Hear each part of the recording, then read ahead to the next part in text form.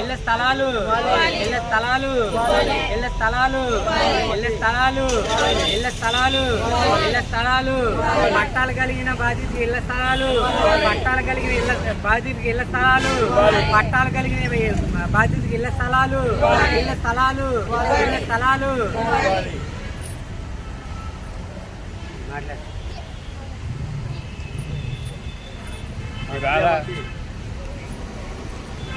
ఇళ్ల స్థలాలు కావాలని చెప్పేసి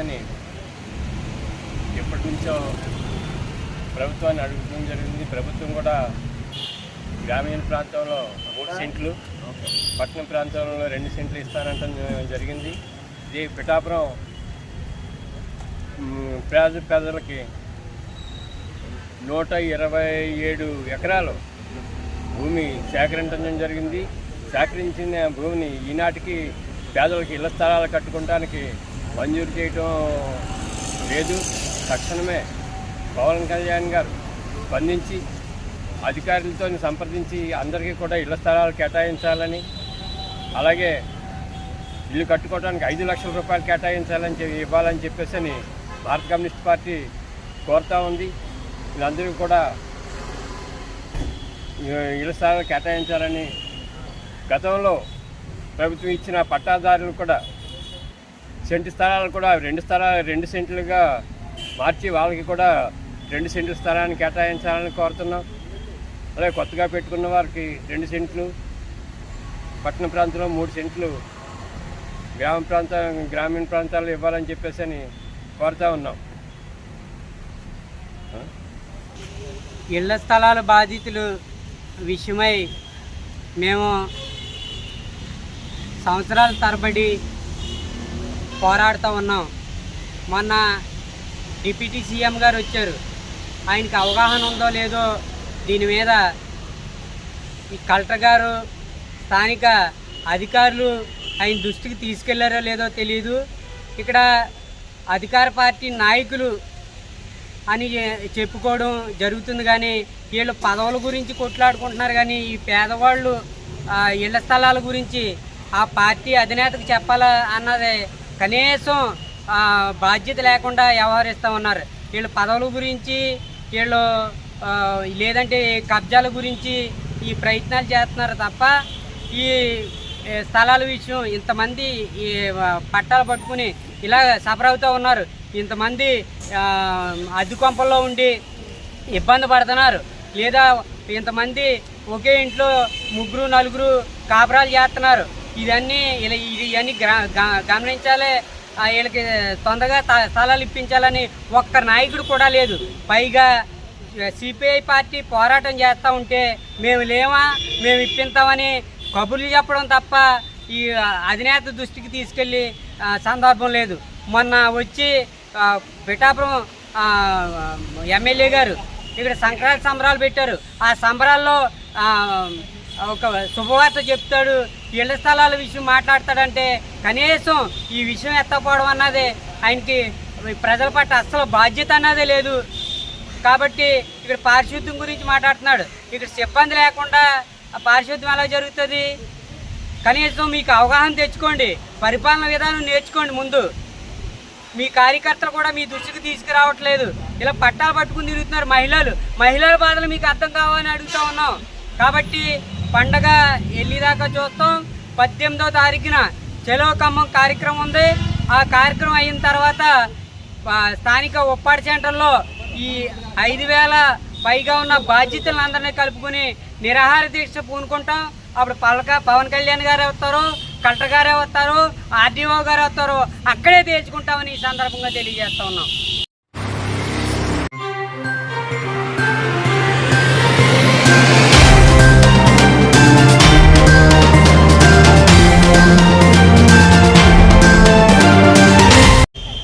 ఇళ్ల స్థలాలు ఇళ్ల స్థలాలు ఇళ్ల స్థలాలు ఇళ్ల స్థలాలు ఇళ్ల స్థలాలు ఇళ్ల స్థలాలు పట్టాలు కలిగిన బాధితులకు ఇళ్ల స్థలాలు పట్టాలు కలిగిన బాధితులకు ఇళ్ల స్థలాలు పట్టాలు కలిగిన బాధితులకు ఇళ్ల స్థలాలు ఇళ్ల స్థలాలు ఇళ్ల స్థలాలు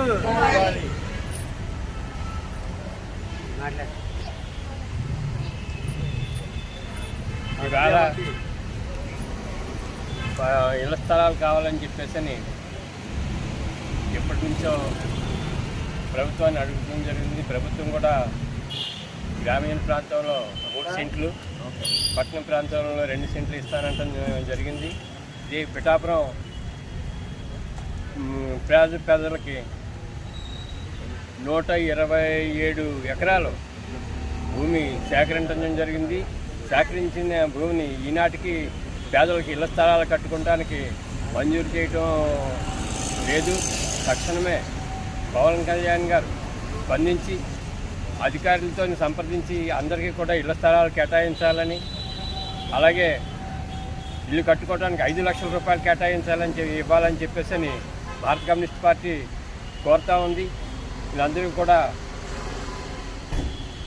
ఇళ్ల స్థలాలు కేటాయించాలని, గతంలో ప్రభుత్వం ఇచ్చిన పట్టాదారులు కూడా సెంటు స్థలాలు కూడా 2 సెంట్లుగా మార్చి వాళ్ళకి కూడా 2 సెంట్ల స్థలాన్ని కేటాయించాలని కోరుతున్నాం. అలాగే కొత్తగా పెట్టుకున్న వారికి 2 సెంట్లు, పట్టణ ప్రాంతంలో 3 సెంట్లు, గ్రామీణ ప్రాంతాల్లో ఇవ్వాలని చెప్పేసి కోరుతూ ఉన్నాం. ఇళ్ల స్థలాల బాధితులు విషయమై మేము సంవత్సరాల తరబడి పోరాడుతూ ఉన్నాం. మొన్న డిప్యూటీ సీఎం గారు వచ్చారు.